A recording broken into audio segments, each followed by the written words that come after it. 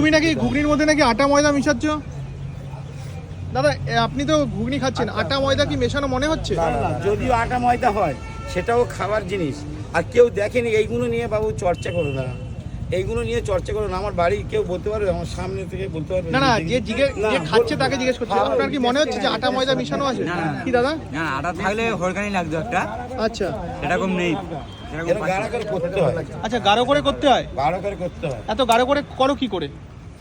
মাল দিতে হয় বাবু, যা দেবে মাল দিতে হবে। এই মেয়েটার কাছে যদি কেউ, এই মা তোর বাড়িতে তোমার স্বামী হোক শ্বশুর হোক 500 লোক নিমন্ত্রণ করেছে, আর বলেছে মা তুই ডালটা মোটা করে দিতে হবে। যে যদি 1 কিলো ডাল কিনে তুই মোটা করে খাওয়াতে পারবি, হ্যাঁ? তাহলে ওর বস্তা বস্তা মাল দিতে হবে তোর কাছে, তবে মোটা হবে।